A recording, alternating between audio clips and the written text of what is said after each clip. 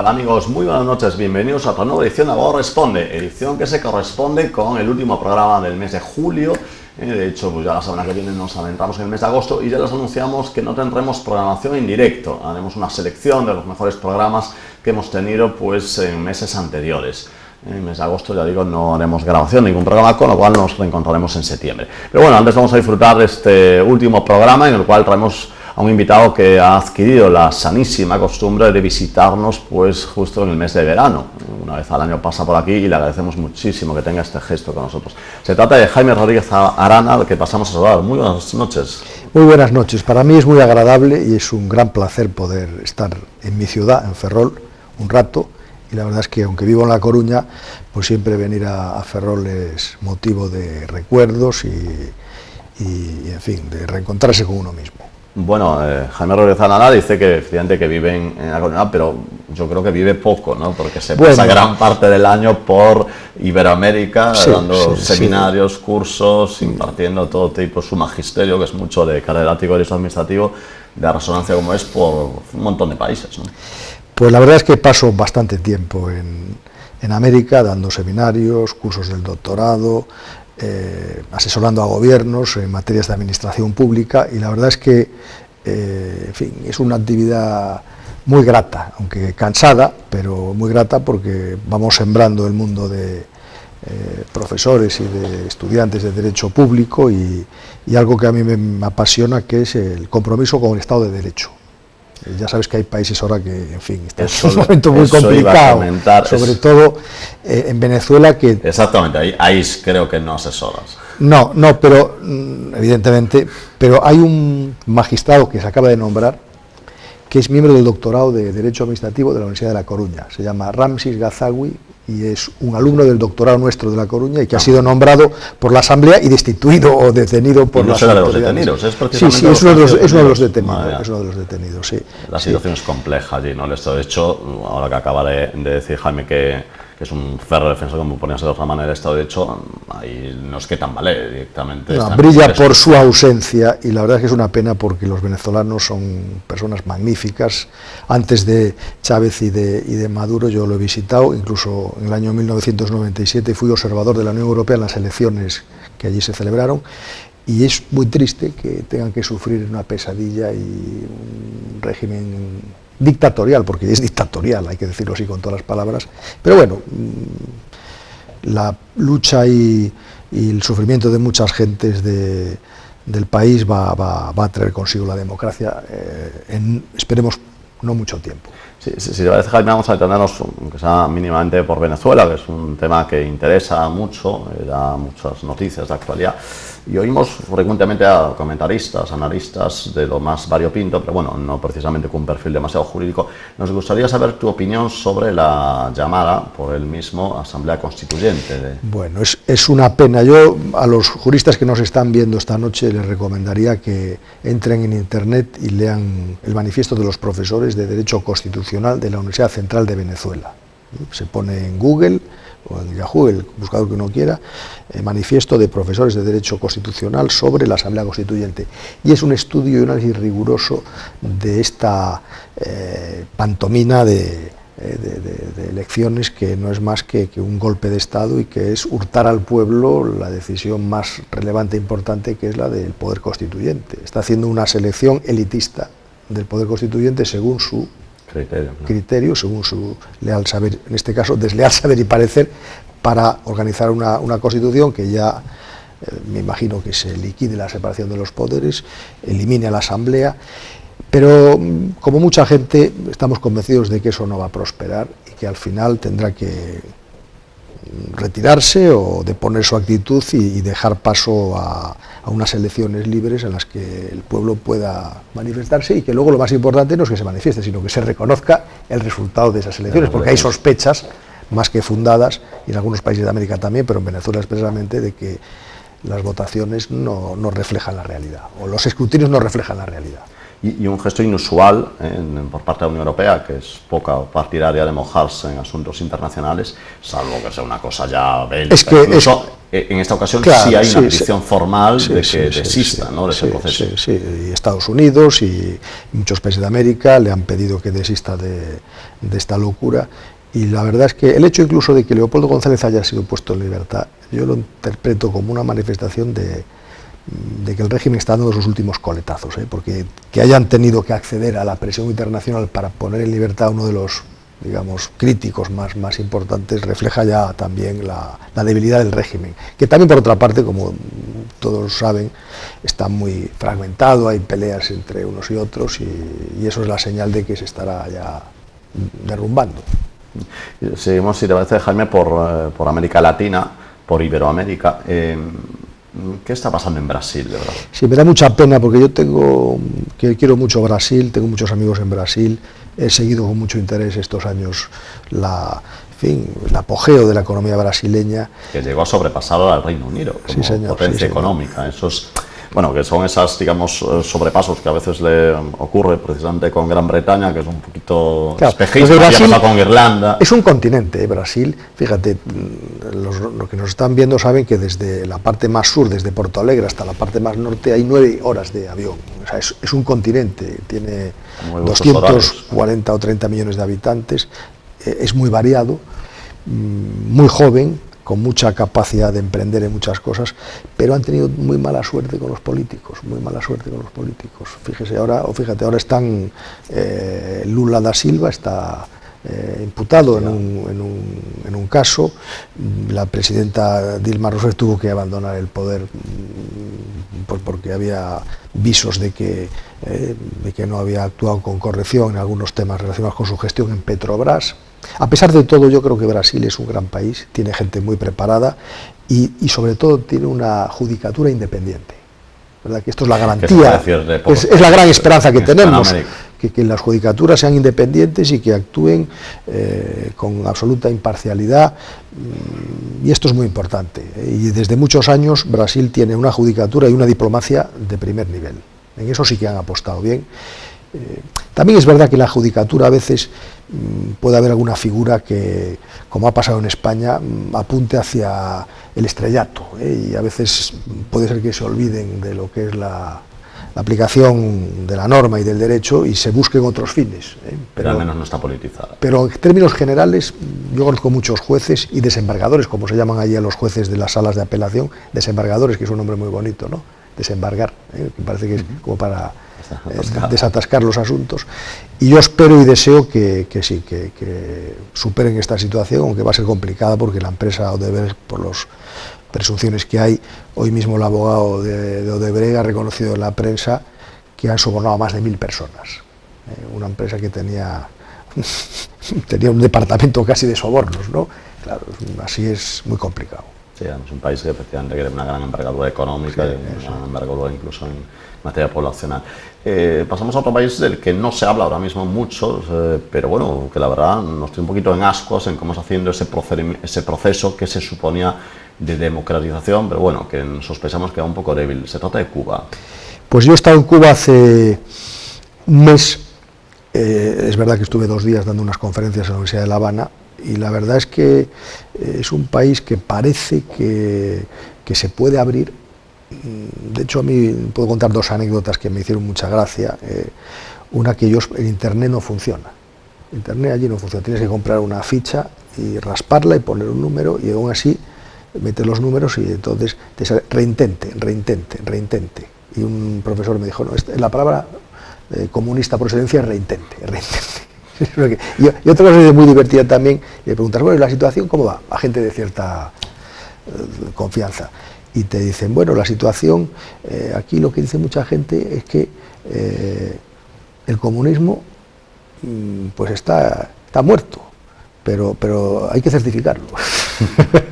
Claro, entonces, creo que desean salir adelante, ya cada vez hay más gente que tiene conocimiento de lo que pasa en el mundo y yo espero y deseo que también se hagan bien las cosas y que se haga una transición ordenada, pacífica, que no haya derramamiento de sangre y que en fin, que lleguen a la democracia porque se lo merecen, porque es un pueblo también como el venezolano que muy valioso y además quiere mucho a España, tanto Cuba como Venezuela, te das cuenta hablando con la gente normal que tiene un cariño especial a España. Y esos dos países, bueno, en general los países de América Latina, ¿cómo están digiriendo, digamos, a la nueva administración americana? Es decir, la era Trump, ¿no?, que está iniciándose además con fuerza. Claro, ¿no? Los mexicanos muy mal, bueno, por razones obvias, ¿verdad? Porque les han amenazado con ponerles un muro y luego, pues los demás, hay de todo, porque claro, los intereses norteamericanos en la región son muy importantes, los intereses económicos y en fin, y claro, muchos países quieren deslindar lo que es un presidente que va a durar lo que tenga que durar de lo que es la presencia, la influencia comercial norteamericana, que en muchos países da muchos puestos de trabajo y que tampoco se pueden poner en cuestión porque haya un presidente muy particular como el que tenemos ahora. Ya, pero de todas maneras, en especial supongo que en Cuba, bueno, la digestión es mala, ¿no? No, en Cuba la digestión es fatal y ya se ha visto, y el presidente Trump pues ha eliminado todos los gestos que había hecho Obama en el pasado y por supuesto en Venezuela y en los demás países yo creo que intentan separar un poco lo que es lo histriónico de este personaje con lo que es, digamos, la realidad de la presencia de un país muy importante en el mundo como es todavía Estados Unidos y que, en fin, facilita. Habrá que ver cuál es la realpolitik. Sí, yo creo que una cosa es de cara a la galería lo que se dice y otra cosa es luego la realidad y los embajadores pues tienen como función fundamental, aparte de representar a los Estados Unidos, abrir las puertas del país para inversiones y eso lo hacen muy bien porque son embajadores con mucha profesionalidad también. Sí, porque de todas formas, Jaime, ¿tú crees sinceramente que si hubiese seguido la política de Obama de verdad se hubiese acelerado la democracia en Cuba y en otros países en los cuales Obama había apostado por una línea muy blanda? Porque hay mucha gente que tiene serias dudas al respecto. Sí, son temas muy difíciles estos. Yo tengo la fortuna de hablar con mucha gente de muchos países, de muchas tendencias políticas y creo que estos asuntos se resuelven con diplomacia, pero con finura diplomática y con compromisos, no con palabras de galería, sino con compromisos y dando pasos concretos y abriendo los sistemas políticos. Y esto es complicado, pero hay gente preparada para hacerlo y que lo sabe hacer muy bien y hay que procurar que esa gente es la que esté al frente de todas estas negociaciones, porque si no, la tentación de la intervención, que Estados Unidos la ha tenido en el pasado y la ha ejercido, como sabemos, ¿no?, varias veces, sí, no una vez, sino varias veces, pues está latente. Y el resultado de ese tipo de actitudes y de conductas pues es nefasto, ¿no? Al final es nefasto y que creo que es mucho más inteligente la negociación política y la diplomacia, pero con personas con compromisos democráticos, claro. No hablar y cacarear y que no sirva para nada. Hay países de los cuales nos están llegando magníficos informes a Europa, tipo Chile, por ejemplo, o incluso Chile, Puerto Rico. Son países, quizás esos dos, quizás a lo mejor serían los más cercanos a un país europeo, es decir, los que mejores síntomas. Chile desde luego, y no es una casualidad porque durante mucho tiempo ha apostado por la apertura económica y por formar muy bien sus cuadros en muchas universidades de Estados Unidos, por ejemplo. Yo más que Puerto Rico creo que el otro país, aunque da sus bandazos y tiene muchas dificultades, pero es Uruguay. Porque Puerto Rico acaba de tener un default ahora, ha tenido un problema económico con los presupuestos que los han devuelto. Intenta acercamiento a España, ¿no? Bueno, acercamiento a España, por supuesto. Puerto Rico siempre se debate entre la independencia de Estados Unidos, la visión más pro-española. Ellos hablan castellano y hablan en inglés, y de hecho la universidad, nosotros tuvimos un foro de Derecho Administrativo ahí hace 2 años y comprobamos cómo la cultura jurídica europea y española en particular está todavía muy presente, a pesar de que las normas, porque es un Estado asociado, las normas son las norteamericanas, pero quien haya paseado por el viejo San Juan se da cuenta que está paseando por España, ¿no? Y es algo muy grato y yo en particular le deseo lo mejor a Puerto Rico, porque se lo merece, tiene gente muy preparada. España creo que está haciendo un buen papel también en Puerto Rico y en fin, que sigan adelante y que busquen la mejor solución. No es fácil, no es fácil, porque hay personas que quieren replantear la condición de Estado libre asociado y quisieran ser un Estado de pleno derecho, otros quieren independizarse. Tal y como es la historia de Puerto Rico y la realidad del presente, la situación de Estado libre asociado parece que es un traje a la medida que les va bien. Que ha funcionado hasta ahora. Sí, ha funcionado. Y les ha permitido también, porque las autoridades son inteligentes, que el español se siga enseñando en las escuelas, que la gente hable el español sin ningún problema, y creo que ese es el camino adecuado. Que además, aunque no es un tema jurídico, pero es innegable que el español sigue avanzando, sí, ¿no? Por supuesto, y esto nosotros como país, como nación y como Estado, tenemos que reflexionar de vez en cuando seriamente, porque la lengua es un gran asunto de Estado que a nosotros, los españoles, nos puede permitir ampliar mucho más nuestros horizontes, y sin volver a versiones antiguas del imperio, que esto ya pasó, pero sí nuestra presencia y nuestra influencia en el mundo a través de la lengua es muy importante, mucho más de lo que nosotros nos imaginamos. Y están continuamente mirando a España, preguntando por España. Que por cierto, hablando un poquito de la influencia de España, bueno, varias personas, por ejemplo el director de la marca España y bueno, otras personalidades han destacado pues la enorme, digamos, diferencia que hay entre cómo nos vemos aquí en España los españoles y cómo nos vemos. Bueno, pero eso Jaime, que viaja mucho, bueno, ¿qué pero opinión tiene al respecto? Eso es algo que está en el ADN nuestro, que nos valoramos muy poco. Nos valoramos muy poco, y solamente cuando salimos afuera nos damos cuenta de quiénes somos. Y creo que es bueno, igual que Unamuno recomendaba mucho viajar para... De cara al nacionalismo. Sí, cara al nacionalismo y a otro tipo de visiones pequeñas y reducidas de la realidad. Hay que viajar y hay que hablar con más gente y ampliar el espectro y darse cuenta que la realidad tiene muchos aspectos, muchas dimensiones, ¿no? Y una de ellas, en lo que se refiere a España, es el gran concepto que tienen de nosotros en muchas partes del mundo, lo mucho que nos admiran. Y luego la gran cuestión, que yo lo he escuchado muchas veces y que la traslado siempre que puedo a las autoridades competentes, es de por qué no estamos todavía más presentes y por qué todavía nuestra influencia cultural no es más intensa. Bueno, yo creo que es bastante lo que se hace, pero seguramente podemos hacer todavía mucho más. De todas formas, supongo que en eso que comentas, Jaime, no está ayudando nada los problemas domésticos.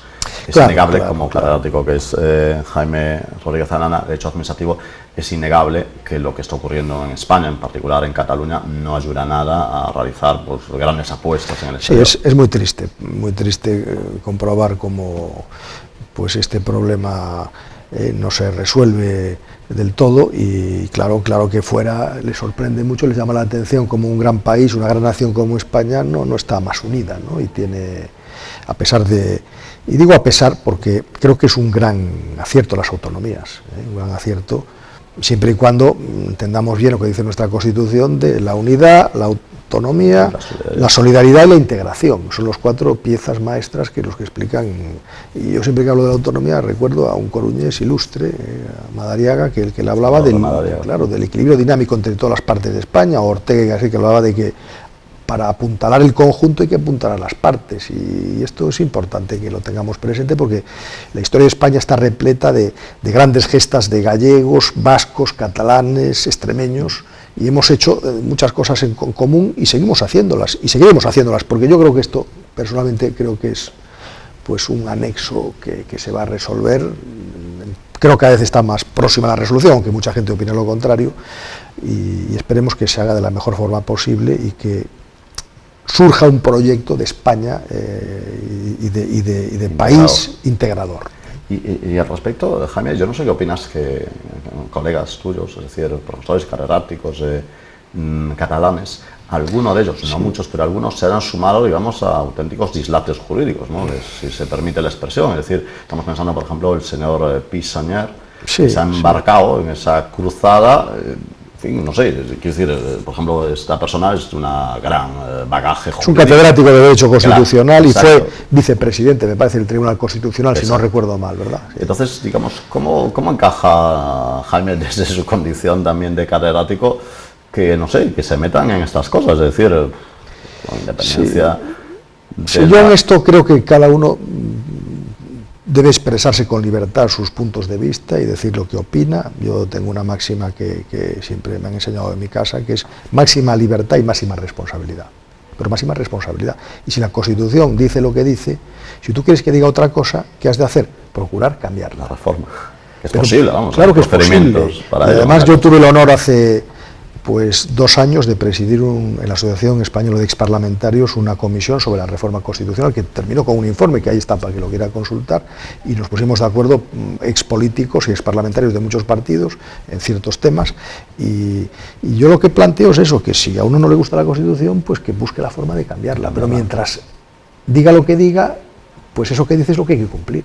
Porque además supongo, Jaime, que el daño que se le hace, porque además lo has vivido en otros países, el daño que se hace cuando un político, ¿no?, de cierto nivel, bueno, cualquier político, pero gente, sobre todo personas que tienen una gran responsabilidad en lo que es la cosa pública, dicen que esta ley no la va a cumplir, eso hace un daño terrible a la democracia. Porque eso es terrible, eso es un mensaje de desobediencia absoluta, y las normas hay que cumplirlas, las normas se dictan para ser cumplidas, siempre y cuando que sean normas justas, eso también es verdad, porque también nosotros decimos en la Constitución que estamos sometidos a la ley y al derecho, o sea, a la norma escrita y también a los principios del derecho, porque los principios del derecho, fíjate, los alemanes en la Constitución de Bonn pusieron, para evitar lo que les ocurrió, que el poder político está sometido y el público a la ley y al derecho.